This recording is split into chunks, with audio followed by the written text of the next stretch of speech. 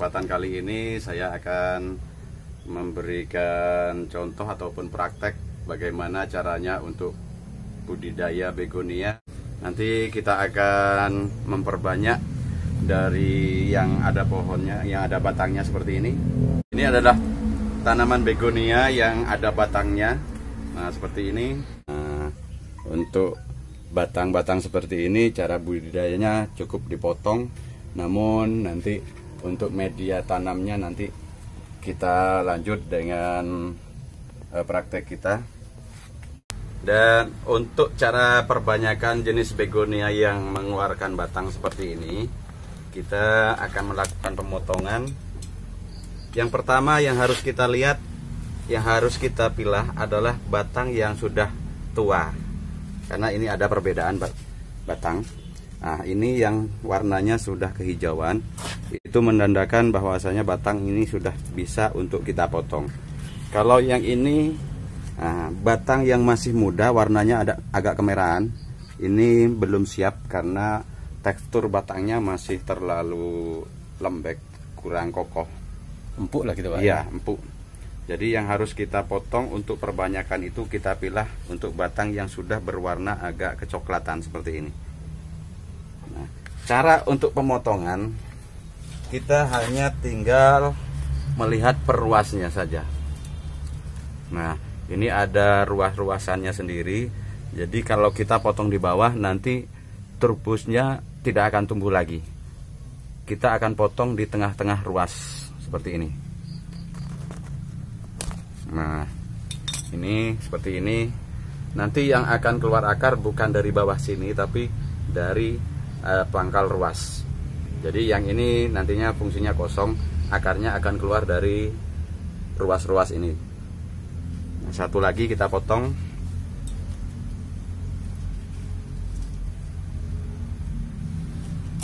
Nah, ini yang cukup besar.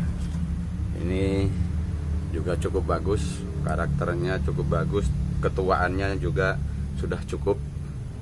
Dan untuk media tanam kami hanya menyediakan pot kecil seperti ini cukup sementara untuk pembibitan.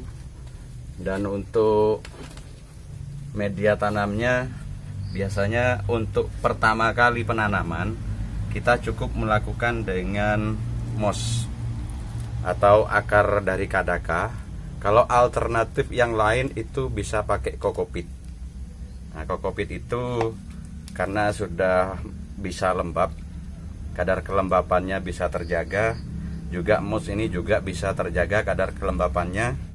Dan cara penanamannya cukup kita masukkan lubang jari kita. Nah, seperti ini. Lalu kita tambahkan lagi media tanamnya berupa kokopit juga bisa, moss juga bagus.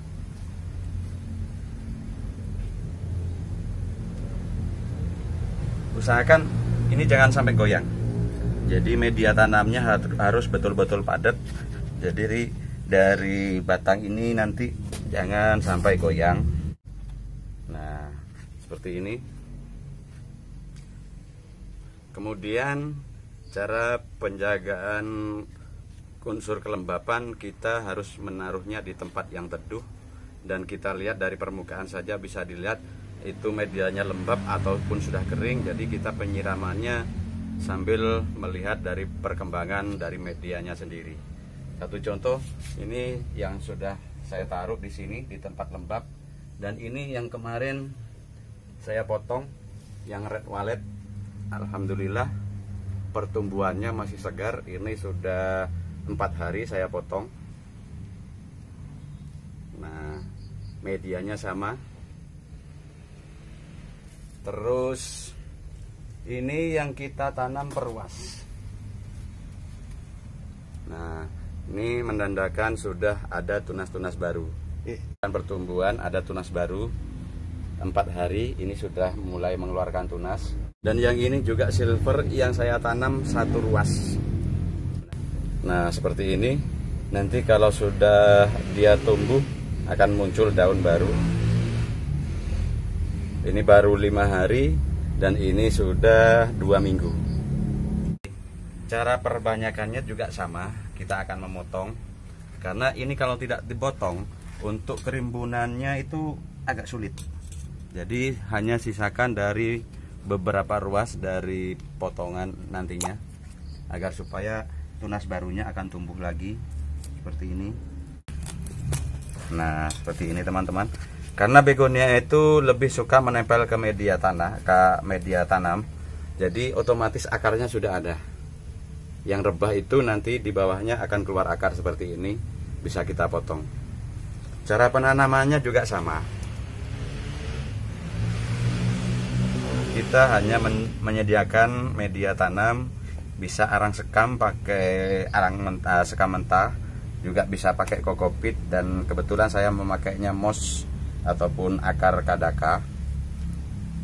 Usahakan jangan terlalu dalam karena nanti kelembapannya berlebih. Yang penting ini medianya sudah lembab. Jadi kalau sudah lembab seperti ini, jangan lakukan penyiraman lagi teman-teman ya, sampai media itu betul-betul agak kering. Nah, cukup seperti ini. Yang pasti jangan sampai terkena cahaya matahari langsung. Kita simpan dulu yang di tempat yang teduh sampai pertumbuhannya ini sampai keluar daun-daun baru. Kalau sudah keluar daun baru, otomatis dia pertumbuhannya ataupun akarnya sudah jalan. Jadi kita antisipasi, kalaupun kita mau angkat dari tempat yang teduh, kita harus lihat dulu ataupun dari tunas-tunas baru ini sudah keluar tunas baru ataupun belum. Nah, seperti ini. Ini juga jenis yang lain, dan ini ada potongan daun.